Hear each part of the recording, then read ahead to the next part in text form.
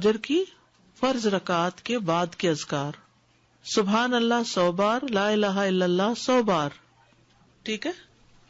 100 دفعہ والے 2 اذکار۔ ابو ہریرہ کہتے ہیں کہ رسول اللہ صلی اللہ علیہ وسلم نے فرمایا، جو صبح کی نماز کے بعد 100 دفعہ سبحان اللہ اور 100 دفعہ لا الہ الا اللہ پڑھے، اس کے گناہ معاف ہو جائیں گے اگرچہ وہ سمندر کی جھاگ کے برابر ہوں۔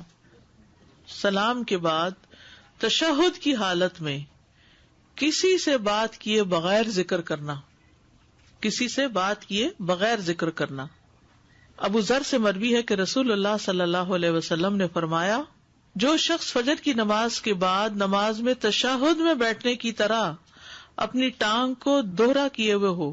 اور کسی سے بات کیے بغیر 10 مرتبہ لا الہ الا اللہ وحدہ لا شریک لہ لہ الملک ولہ الحمد یحیی ویمیت وہو علی کل شیء قدیر پڑھے گا، اس کے لیے 10 نیکیاں لکھ دی جائیں گی، اس کے 10 گناہ معاف کر دیے جائیں گے، اس کے 10 درجات بلند کر دیے جائیں گے، اور وہ اس دن ہر برائی سے محفوظ رہے گا اور اسے شیطان کی پہنچ سے دور کر دیا جائے گا، اور اس دن اللہ کے ساتھ شرک کے علاوہ کوئی گناہ اس لائق نہیں کہ اس کو پکڑ میں مبتلا کر دے۔ لا علمی جو ہے، نا علم ہونا جو ہے کتنا نقصان دہ،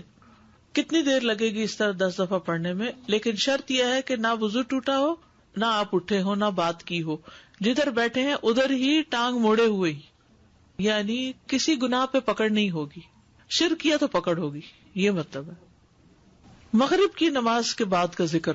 سنن ترمذی کی روایت میں آتا ہے، جو شخص لا الہ الا اللہ وحدہ لا شریک لہ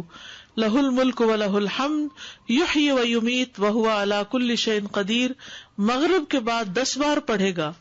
اللہ اس کی حفاظت کے لیے اسلحہ بردار فرشتے بھیجے گا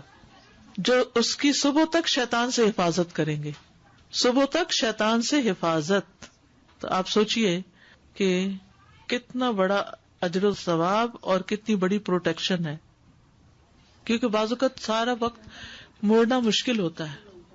افضل پوزیشن نماز کے بعد اذکار کرنے کی کیا ہے؟ 2 زانوں کے بیٹھنا،